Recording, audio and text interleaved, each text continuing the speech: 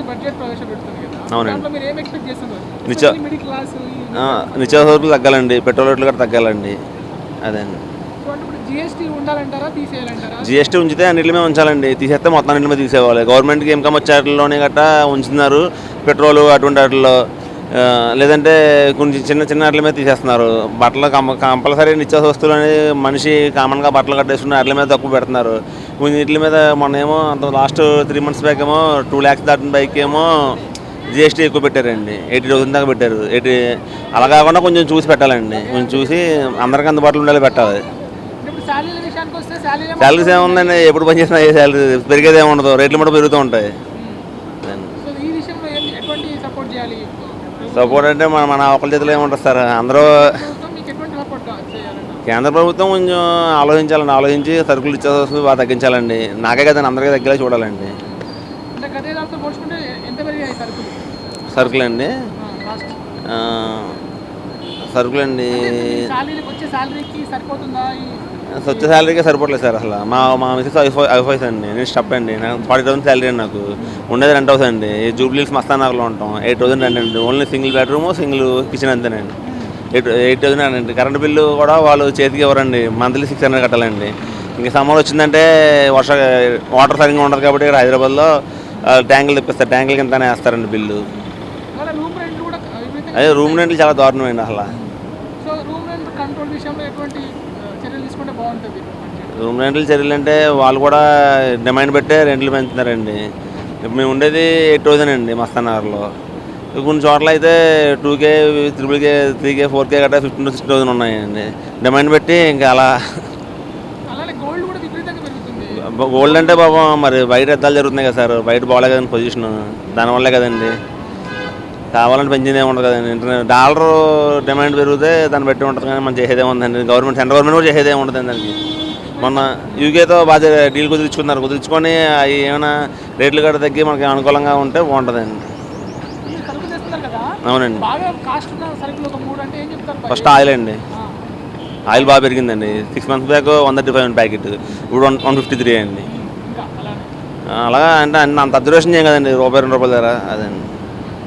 Thank you అండి. నా పేరు కృష్ణవేణి. సో మనకి ఇప్పుడు కేంద్ర బడ్జెట్ ప్రవేశపెడుతుంది ఫస్ట్ నుండి. సో ఇప్పుడు మీరు దాని నుంచి ఏం ఎక్స్పెక్ట్ చేస్తున్నారు? బడ్జెట్లో జిఎస్టీ తగ్గించాలనుకుంటున్నారు? జిఎస్టీ మొత్తం తగ్గించేసేయాలి. ఈ గోల్డ్ అయితే కొనలేకపోతున్నాం. మాలాంటి వాళ్ళు అయితే ఇక అన్ని రోల్ గోల్డ్ వేసుకొని తిరుగుతున్నాం. ఏం చేస్తాం, గరీబ్ వాళ్ళము, మధ్యతరగతి వాళ్ళు కొనలేకపోతున్నారు. బంగారం రేటు చాలా తగ్గించాలి. ఉన్నోళ్ళు కొంటారు, మాలాంటి వాళ్ళు ఎడగొంటారు చెప్పు. సరుకులకి అంటే రేటు పైన బాగా కాస్ట్ ఎక్కువ పడింది. కాస్ట్ కూడా ఎక్కువ పడింది, అన్నిటి మీద కాస్టే పడింది. జిఎస్టీ ఏం జిఎస్టీ ఏమో చంపుతున్నాడు పో.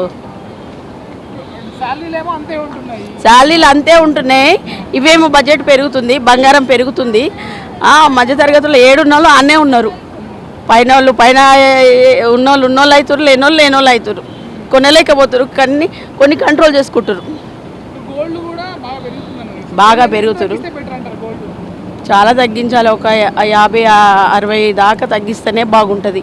మరి ఎంత 1,50,000 దాకా 1,70,000 దాకా పెరిగింది బంగారం.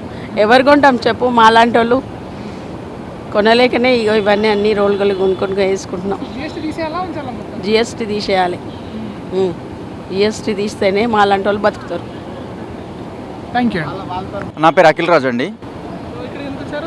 ఇక్కడ డిమార్ట్కు జుడియోకి వచ్చాను, ఆఫర్స్ ఉన్నాయని. సో ఇప్పుడు మనకి సెంట్రల్ గవర్నమెంట్ ఫస్ట్ నుంచి బడ్జెట్ పెడుతుంది కదా, సో దాంట్లో ఏం ఎక్స్పెక్ట్ చేస్తున్నారు మీరు? అంటే ఎస్పెషల్లీ మిడిల్ క్లాస్, ఇప్పుడు నిత్యావసర సరుకుల వస్తువుల గురించి. అంటే మెయిన్ ఏంటంటే ఇప్పుడు జిఎస్టీ తగ్గించాలి, అన్ని రేట్లు పెరిగినాయి. ఇప్పుడు ఏంటంటే దీంట్లో మన క్యాబినెట్లో ఇప్పుడు పెట్రోల్ పెరుగుతాయి అంటారు, పెట్రోల్ రేటు డీజిల్ రేటు పెరుగుతాయి అంటారు. అన్నీ పెరుగుతుంది. నిత్యావసరాలలో మెయిన్ పెట్రోల్ డీజిల్ అనేది మనకు మెయిన్ ఇంపార్టెంట్, అది పెరుగుతుంది. ఇప్పుడు గోల్డ్ రేట్లు పెరిగినాయి, జిఎస్టీ అనేది కొంచెం తగ్గిస్తే ఇవన్నీ తగ్గుతాయని ఎక్స్పెక్ట్ చేస్తున్నాం. ఇప్పుడు రూమ్ రెంట్లు పెరుగుతున్నాయి, అన్నీ పెరుగుతున్నాయి. నేను 15 years నుంచి హైదరాబాద్లో ఉంటున్నా, కానీ శాలరీ మాత్రం పెరగట్లేదు. శాలరీలు పెరిగితేనే మనం ఏదైనా కొంటాము. ఇప్పుడు ఈరోజు తులం సపోజ్ 2 లక్షలు అనుకోండి, ఒక టౌన్లో ఒక ఊర్లో పనిచేసే వాడికి నెలకు 10,000 15,000 వస్తుంది. అంటే ఒక సంవత్సరం అంతా పని చేసి ఒక తులం బంగారం కూడా కొనలేకపోతున్నాడు. అదే సిటీ వాళ్ళు అనుకో, ఒక నెల జీతం 1,00,000 వచ్చిందనుకో, 2-3 నెలలకు వెయిట్ చేస్తే ఒక తులం బంగారం కొనగలుగుతాడు. ఒకప్పుడు ఎంత రేటు ఉండి ఇవన్నీ పెరుగుతున్నాయి, శాలరీ కూడా పెంచాలి. గవర్నమెంట్ దీనిపైన ఆలోచించాలి సామాన్యుల గురించి. అనవసరమైనది ఏంటంటే అనవసరమైన వాటిపైన ఖర్చులు పెడుతుర్రు. ఏంటంటే సపోజ్ ఇప్పుడు మన తెలంగాణ ప్రభుత్వం ఉందనుకో, సపోజ్ హైదరాబాద్లో ఉంటాను, నేను చూస్తున్నా 15 సంవత్సరాల నుంచి ఉంటున్నా. ఊళ్ళల్లో రోడ్లు ఉండయి, సరిగా రోడ్లు ఉండయి, కొన్ని ఏళ్ళ నుంచి అవే మట్టి రోడ్లు, అవే కంకర రోడ్లు ఉంటాయి. ఈ హైదరాబాద్లో రోడ్లు ఉంటాయి, 6 నెలలకోసారి వేస్తారు, సంవత్సరంకోసారి వేస్తారు, వేసిన దానిపైన వేస్తారు రోడ్లు. నేను కొన్ని ప్లేస్లు చూస్తున్నా 15 ఏళ్ళ నుంచి కనీసం అంటే ఒక 10 సార్లు వేయచ్చు అదే ప్లేస్లో. రోడ్డు వేస్తారు, మళ్ళీ తవ్వుతారు, వైర్లు వేస్తారు, పైపులు వేస్తారు, మళ్ళీ ఒక 3 నెలలు బాగానే ఉంటుంది, మళ్ళీ తవ్వుతారు, మళ్ళీ వేస్తారు. ఇట్లా అనవసరమైన ఖర్చులు ఎందుకు పెడుతున్నారు గవర్నమెంట్? అనవసరమైన ఖర్చులు ఒకసారి ప్లాన్ చేస్తే పకడ్బందీ ప్లాన్ చేయండి. ప్లాన్ ప్రకారం చేస్తే మళ్ళీ దానికి తిరుగుండద్దు, మళ్ళీ డబల్ ఖర్చులు పెట్టద్దు. అనవసరమైన ఖర్చులు తగ్గించి అవసరం వచ్చే దానిపైన ఇన్వెస్ట్ చేస్తే ప్రభుత్వానికి, ప్రజలకు, మన రాష్ట్రానికి, మన దేశానికి, ప్రపంచానికి అన్నిటికీ బాగుంటుందని నా ఉద్దేశం. Thank you. పేరు మేడం? రమాదేవి అండి. మనకి ఇక్కడ ఎందుకు వచ్చారు మీరు? సరుకుల కోసం అని వచ్చానన్నా. ఏది చూసినా రేట్లు ఎక్కువనే ఉన్నాయి. ఇప్పుడు ఇది కొంచెం రేట్లు కొంచెం తగ్గిస్తే బాగుంటుంది అని మా ఆలోచన, అంతే. ఇప్పుడు సెంట్రల్ గవర్నమెంట్ ఫస్ట్ నుంచి బడ్జెట్ పెడుతుంది. ఆ బడ్జెట్లో అంటే మీరు ఏం ఎక్స్పెక్ట్ చేస్తున్నారు? బడ్జెట్లో అంటే ఇప్పుడు మేము రోజు కొనుక్కునే వస్తువులల్లో కొంచెం రేట్స్ తగ్గితే బాగుంటుంది. బిజినెస్ చేసే వాళ్ళ దాంట్లో కూడా రేట్ తక్కువ ఉన్నాయి, అది కొంచెం మెయిన్. అన్నిట్లల్లో కొంచెం రేట్స్ తగ్గిస్తే బాగుంటుంది. అంటే మామూలుగా అన్ని రేట్లు ఎక్కువనే ఉన్నాయి అన్న. ఇప్పుడు మనకు మెయిన్ అలవాట్లు అంటే సోపులు, సరుపులు ఇవన్నీ అవసరమే కదా. మెయిన్ పప్పులు, షుగర్ ఇవన్నీ ఎక్కువ మనకు మెయిన్ వాడేవి అవే కాబట్టి అవి కొంచెం తగ్గిస్తే బాగుంటుంది, అంతే. తక్కువ ఉంటుంది, శాలరీ తక్కువ ఉంటుంది, ఖర్చు ఏమో ఎక్కువ ఉంటుంది కదండి. ఆడపిల్లలు ఉన్న వాళ్ళకి మరీ ఇబ్బంది అవుతుంది. ఓన్ హౌస్ ఉన్న వాళ్ళు అంటే వేరుగా రెంట్లు ఉన్న వాళ్ళకి చాలా ఇబ్బంది పడుతున్నారు అందరూ. కొంచెం అన్నిట్లలో అందరినీ చూసి కొంచెం రేట్స్ తగ్గించేది అది పెడితే బాగుంటుంది, అంతే. చాలా పెరిగిపోయింది అన్న గోల్డ్. మళ్ళీ 2 లక్షలు అంటున్నారు, కొంచెం తగ్గిస్తే గోల్డ్ కూడా బాగుంటుంది. అది రూము చాలా రెంట్స్ ఉన్నాయి అన్నయ్య, 22-25 వేలు దాకా ఉన్నాయి. కొంచెం తగ్గిస్తే బాగుంటుంది. జిఎస్టీ అంటే అన్నిట్లలో కొన్నిట్లలో ఉంచితే ఓకే అన్న, కొన్నిట్లలో తీసేస్తే బాగుంటుంది. అది కొంచెం తీసేయాలనుకుంటే తీసేస్తేనే బెటరు. ఎందుకంటే అన్నిట్లో జిఎస్టీ అంటే చాలా ప్రాబ్లమ్స్ ఉంది. బట్టలు కొనుక్కునే ఏది కొనుక్కున్నా జిఎస్టీ కంపల్సరీగా పడుతుంది కదా. తీసేస్తే నా ఉపయోగం, అంతే. Thank you. పేరండి? హసీనా. మనకి సెంట్రల్ గవర్నమెంట్ ఫస్ట్ నుంచి బడ్జెట్ పెడుతుంది కదా. సో ఎస్పెషల్లీ మిడిల్ క్లాస్ వాళ్ళకి ఇప్పుడు నిత్యావసర సరుకుల ధరల విషయంలో సో ఏం ఎక్స్పెక్ట్ చేస్తున్నారు మీరు? ఇప్పుడే వెళ్ళొచ్చాం డీమార్ట్కి. అంటే చాలా ప్రైజెస్ ఎక్కువైపోతుంది నార్మల్గా. అంటే జిఎస్టీ ఇప్పుడు తగ్గించారు బెటర్, కానీ ఇంకా తగ్గిస్తే బెటర్. అంటే ఎలా అంటే ఇప్పుడు మనం డైలీ నీడ్స్ ఉంటాయి కదా, ఆయిల్స్, వీటి మీద ఎక్కువ పెరిగిపోతే ఇప్పుడు వచ్చే శాలరీసే నార్మల్గా ఉంటున్నాయి. అందరికీ అంతంత శాలరీస్ రావు కదా. సో వాటి మీద కొంచెం తగ్గిస్తే బాగుంటుందని నా ఒపీనియన్. సిగరెట్ ఇలాంటివంటే పెంచినా ప్రాబ్లం లేదు వాటి మీద. ఇప్పుడు ఎలాగో 75 రూపీస్ అవుతుందంట, వాటి మీద ఇంకా ఎక్కువ పెంచినా మనకి దానివల్ల లాస్ ఏం లేదు. ఈ గ్రాసరీసే ఇలా పెరిగిపోతుంటే ఇంకా తగ్గిస్తే. ఆయిల్స్ మీద ఉంది అండ్ వెజిటేబుల్స్ మీద ఉంది.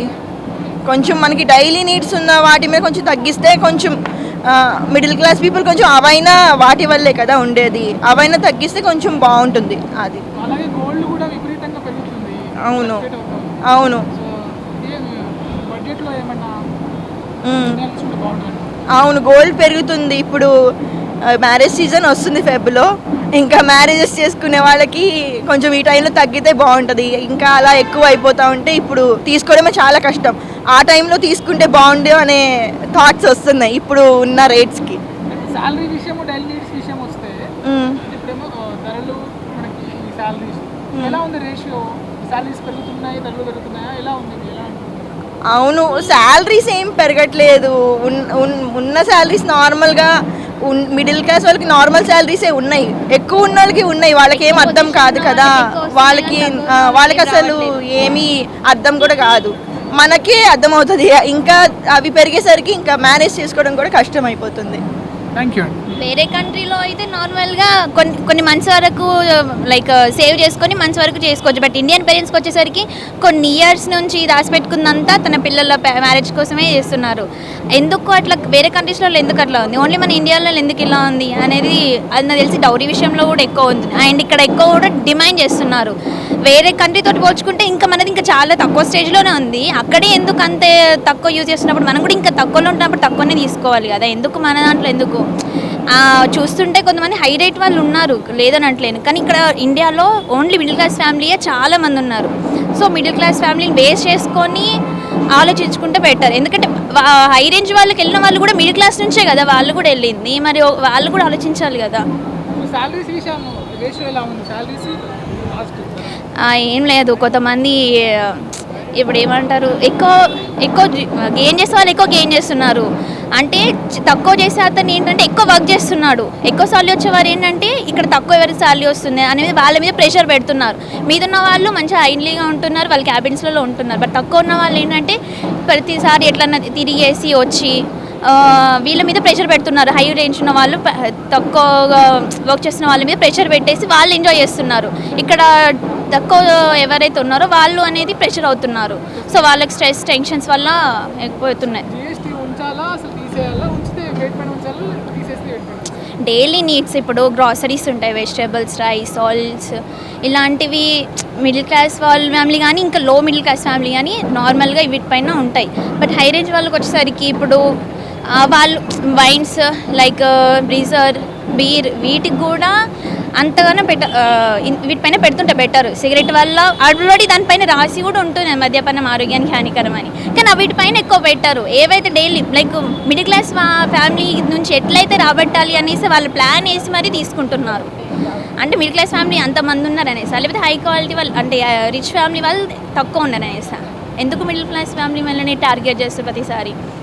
లైక్ రీఛార్జెస్ కూడా మిడిల్ క్లాస్ ఫ్యామిలీ ఎట్లయితే వాళ్ళు వేసుకుంటారు. ఎందుకంటే బేసిక్ నీడ్ అనేది కూడా దృష్టిలో పెట్టుకొని ఇంకెక్కువ చేస్తున్నారు. ఎందుకు మిడిల్ క్లాస్ ఫ్యామిలీ